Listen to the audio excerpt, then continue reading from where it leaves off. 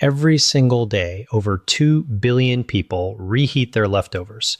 They assume that if food is heated thoroughly enough, it is automatically safe to eat. That assumption is costing lives. Here is a number I want you to remember: 1 in 6.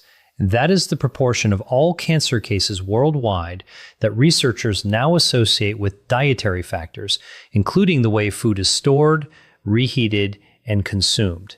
According to data published in the journal CA, a cancer journal for clinicians, poor dietary habits are the second leading modifiable risk factor for cancer worldwide, ranking just behind tobacco use. Yet almost no one is talking about what happens to certain foods at the molecular level when they are reheated for a second time, whether in the microwave or on the stovetop. The chemical reactions that take place are completely silent. You cannot see them, you cannot smell them, but they are happening inside your food and then inside your body.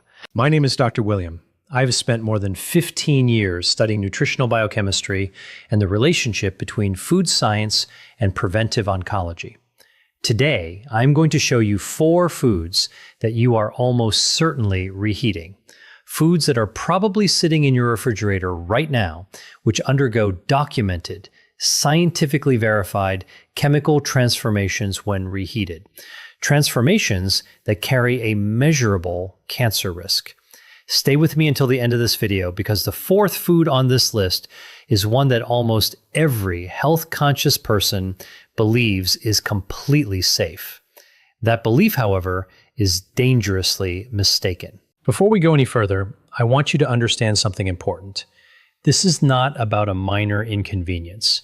This is not about an upset stomach or temporary food poisoning. What we are discussing is the slow, cumulative buildup of carcinogenic compounds inside your body over months and years. The kind of silent damage that often goes unnoticed until it becomes extremely difficult to reverse. Cancer rarely develops overnight. It is a gradual process, a slow progression. The building blocks of that process, free radicals, advanced glycation end products, nitrosamines, and lipid peroxidation byproducts, often enter your body not through cigarette smoke or industrial pollution, but through your own kitchen. The World Health Organization has classified several compounds formed during the reheating of certain foods as Group 1 or Group 2A carcinogens. Group 1 means there is conclusive evidence that the substance causes cancer in humans. Group 2A means it is probably carcinogenic to humans. These are not theoretical concerns. They are documented chemical reactions that occur in your kitchen, on your stovetop, or inside your microwave every time the wrong foods are reheated the wrong way. And here is the part that should concern you the most. The people at greatest risk are not those with unusual eating habits. They are ordinary people who believe they are making healthy food choices, lean proteins, cooked vegetables, rice, and eggs. These are the 4 food categories we are going to examine today. After watching this video, you will never look at your leftovers the same way again. Before we continue, let me briefly explain why I am qualified to discuss this topic. Not to impress you, but because in a world overflowing with health misinformation, you deserve to know who is giving you advice and why that advice is credible. I completed my medical training with a focus on internal medicine, followed by advanced fellowship training in nutritional biochemistry. Over the past 15 years, my research has focused specifically on how cooking methods, heat exposure, food storage, and food reheating alter the molecular structure of macronutrients and generate byproducts that interact with human DNA and cellular metabolism. For this video, I have reviewed hundreds of peer-reviewed scientific studies. Every claim I make is supported by published research from respected journals, including Food Chemistry, the Journal of Agricultural and Food Chemistry, Carcinogenesis, and The Lancet Oncology. I will explain the underlying mechanisms in clear, easy-to-understand language because the science is real, the evidence is strong, and you deserve to understand it. I am not here to sell you a supplement. I am not here to scare you into purchasing a course. I am here because preventive medicine begins with knowledge, and the information I'm about to share could genuinely help protect you and your family. Before we discuss the specific foods, I need to give you a brief but essential introduction to food chemistry. Please do not skip this section. It is the key to understanding everything that follows. When food is cooked for the first time, heat produces predictable and generally manageable chemical reactions. Proteins unfold, starches gelatinize, and fats emulsify. These are normal processes. However, when you reheat food that has already undergone these changes, especially food that has been stored in a refrigerator for several hours or even several days, an entirely different set of reactions begins to occur. First, oxidation. Fats and proteins that have been exposed to oxygen during storage become chemically unstable. When heat is applied again, these already damaged molecules break down even further into compounds known as lipid peroxides and malondialdehyde, both of which are well-documented agents capable of damaging DNA. Second, the Maillard reaction gone wrong. The Maillard reaction is responsible for the rich flavor and appealing brown color of many cooked foods. However, when proteins and sugars are repeatedly exposed to high temperatures, they can produce compounds known as advanced glycation end products, AGEs. These compounds promote chronic inflammation, one of the major biological drivers of cancer development. Third, nitrite conversion. Certain foods, particularly those naturally high in nitrates, undergo bacterial conversion while they are stored in a refrigerator. When these foods are reheated, the nitrates are converted into nitrites, which can then be further transformed into nitrosamines, compounds that the World Health Organization classifies as probable or confirmed carcinogens. Three mechanisms: oxidation, advanced glycation, nitrosamine formation. Keep these three terms in mind as we go through each food, because you will see one or more of these mechanisms involved in every example we discuss. Food number 1, cooked rice. Rice is the most widely consumed staple food on Earth. More than 3 billion people rely on rice as their primary source of calories. Billions of those people reheat leftover rice every single day. It is a deeply ingrained habit across nearly every culture in the world. However, there is a serious problem with this practice, one that has very little to do with the reheating process itself and everything to do with what happens during the time the rice spends in the refrigerator between the first cooking and the second. As cooked rice cools, it becomes an almost ideal environment for the growth of a bacterium known as Bacillus cereus. This is not a rare contaminant. It is naturally present in raw rice. It survives the initial cooking process and can multiply rapidly in cooked rice that is left at room temperature or stored in the refrigerator for extended periods. When you reheat the rice, the heat may kill the bacteria, but it does not destroy the heat-resistant toxins they have already produced. Those toxins survive the microwave, they survive the stovetop, and they enter your digestive system intact. However, while the bacterial risk is significant, it is not the primary cancer concern. The cancer concern is this: Bacillus cereus produces a toxin called cereulide, which laboratory studies have shown can damage the mitochondria inside human cells. Mitochondrial dysfunction is recognized as one of the early biological events that can contribute to malignant cellular transformation, the process by which a healthy cell gradually becomes cancerous. There is another, less frequently discussed but equally important concern associated with reheated rice. Repeated heating of starch-rich foods increases the formation of acrylamide, a chemical compound produced when natural sugars react with the amino acid asparagine under high heat. The International Agency for Research on Cancer, IARC, classifies acrylamide as a Group 2A carcinogen, meaning it is probably carcinogenic to humans. So what should you do instead? Whenever possible, cook rice fresh. If you need to store it, Spread it out on a shallow tray immediately after cooking so it cools quickly. Refrigerate it within 1 hour. Consume it within 24 hours. And never reheat rice more than once. Food number 2, cooked chicken. Here is something that may surprise you. Chicken is the world's most popular lean protein. Doctors, dietitians, bodybuilders, and health-conscious families all recommend it and frequently build their meals around cooked chicken. And when leftover chicken ends up in the refrigerator, almost everyone reheats it. This is where the problem begins. When proteins, particularly those found in animal muscle tissue, are exposed to high temperatures for a second time, they undergo a process known as protein oxidation.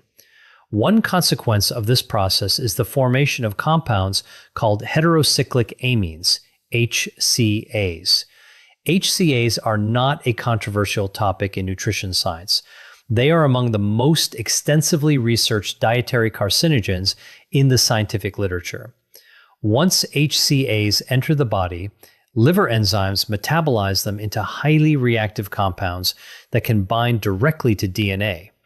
This interaction with DNA can produce genetic mutations. Mutations affecting critical genes, especially tumor suppressor genes, represent one of the primary mechanisms through which cancer begins. A landmark study published in Carcinogenesis found that individuals who frequently consumed well-done or reheated poultry had a statistically significant increase in the risk of colorectal cancer.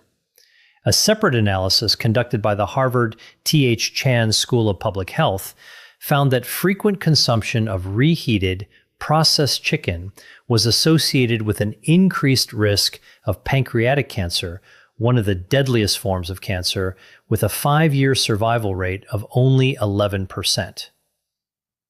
Foods number 3 and 4 are the ones most people misunderstand.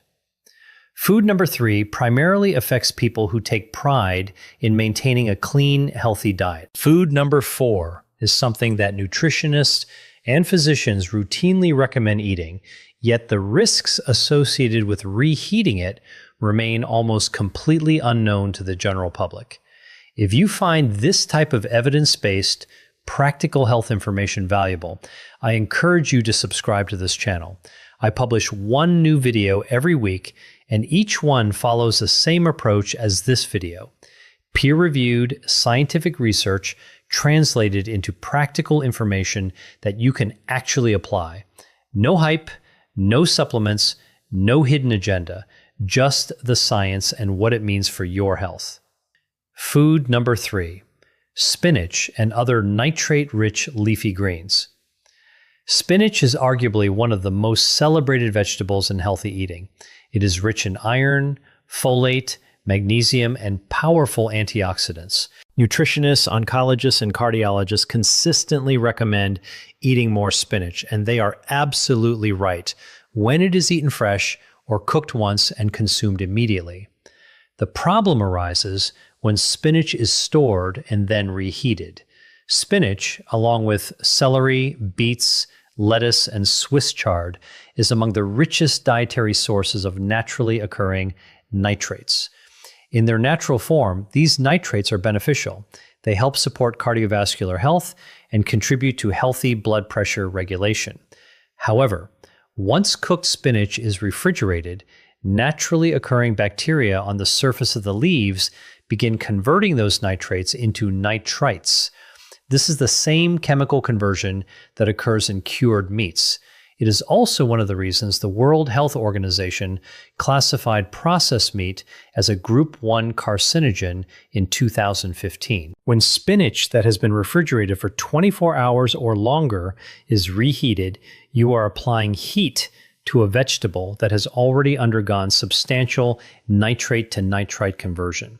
Under heat, those nitrites can react with amino acids present in the spinach and later in your stomach to produce nitrosamines. Nitrosamines are among the most potent dietary carcinogens identified by modern science. Animal studies have shown that they can induce cancer at remarkably low doses.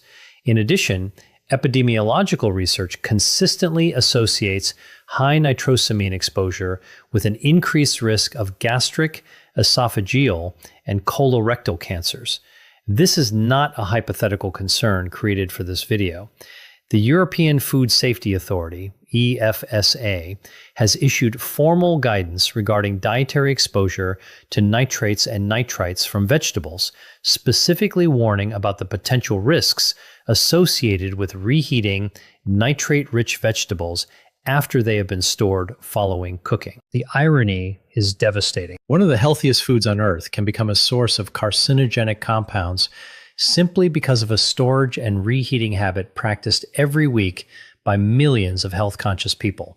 So, what should you do instead?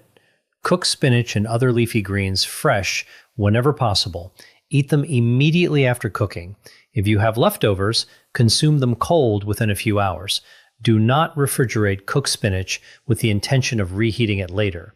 If you absolutely must store it, keep it in an airtight container, consume it within 6 hours, and do not reheat it. Eat it cold instead. Food number 4, eggs. I told you the fourth food would surprise you. Here it is, eggs. Eggs are among the most nutritionally complete foods available. They contain all 9 essential amino acids.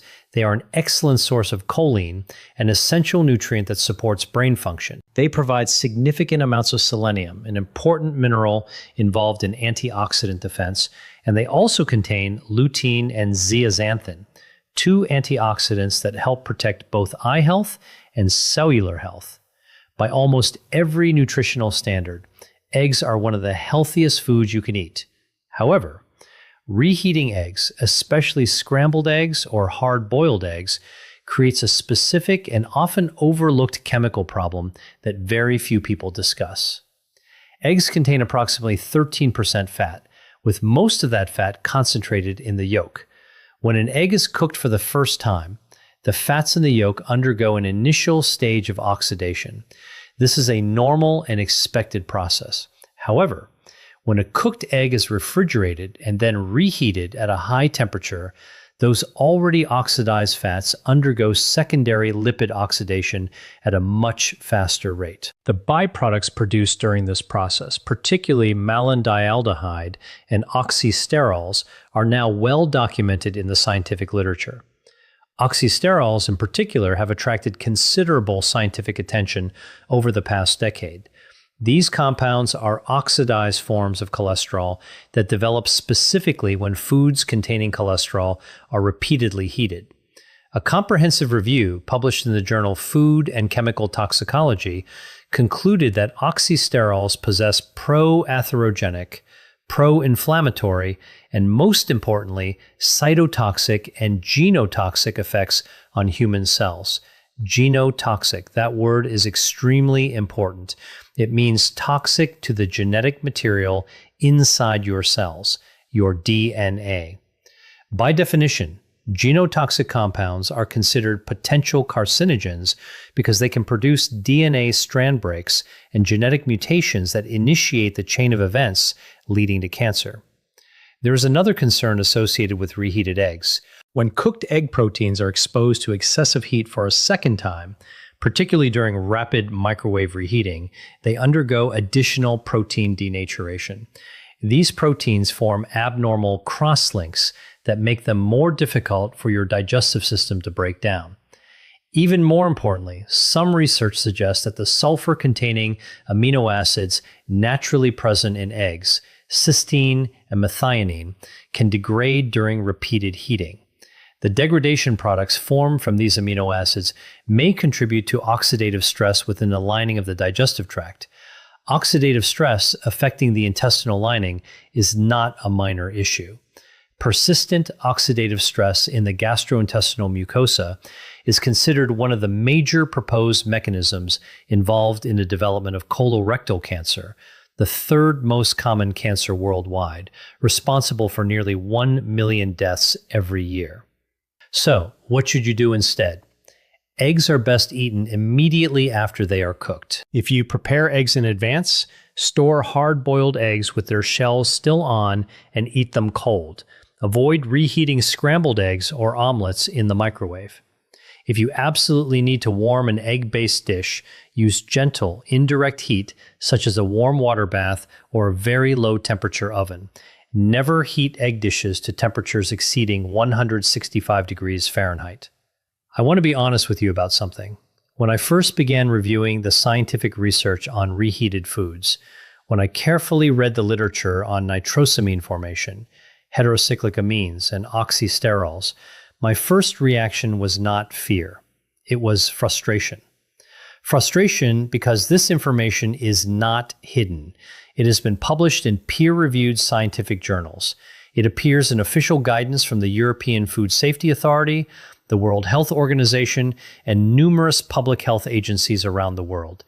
Yet somehow, it almost never reaches the dinner table. It is rarely communicated in a way that is clear, practical, and easy for ordinary people to apply in their daily lives.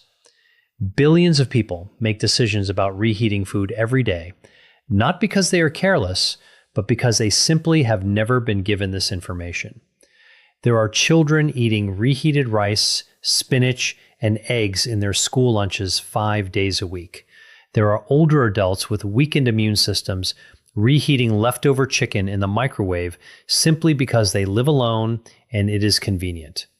There are fitness enthusiasts eating reheated, high-protein meal prep containers every day, convinced they are maximizing their health, completely unaware that the chemical composition of their food has changed significantly since it was originally prepared. None of these people are doing anything wrong. They simply do not know. Now you do. That is the purpose of this channel. That is the purpose of this video. Not to make you afraid of food, but to provide you with practical, evidence-based knowledge that allows you to make smarter, healthier decisions. To help close the gap between what modern science has already discovered and what the general public actually knows. So, let us bring everything together. 4 foods, 4 different biological mechanisms, 1 clear conclusion. Food matters. Food number 1, rice. Reheating cooked rice can reactivate heat-stable bacterial toxins produced by Bacillus cereus, and also promote the formation of acrylamide through the reaction of natural sugars with amino acids during repeated heating. Mechanism: bacterial toxin activity and acrylamide formation. Potential cancer connection: mitochondrial dysfunction and exposure to a group 2A probable carcinogen. Food number 2, chicken. Reheating cooked chicken at high temperatures promotes the formation of heterocyclic amines, HCAs, through protein oxidation, while also increasing lipid oxidation byproducts such as malondialdehyde and 4-hydroxynonenal. Mechanism: protein oxidation and lipid oxidation. Potential cancer connection: direct DNA interaction by HCAs and an increased risk of colorectal and pancreatic cancers. Food number 3, spinach and other leafy greens. During refrigeration, bacterial activity converts naturally occurring nitrates into nitrites. When these vegetables are reheated, the nitrites can react to form nitrosamines. Mechanism: nitrate to nitrite to nitrosamine conversion. Potential cancer connection: increased exposure to nitrosamines, which has been associated with gastric, esophageal, and colorectal cancers. Food number 4, eggs.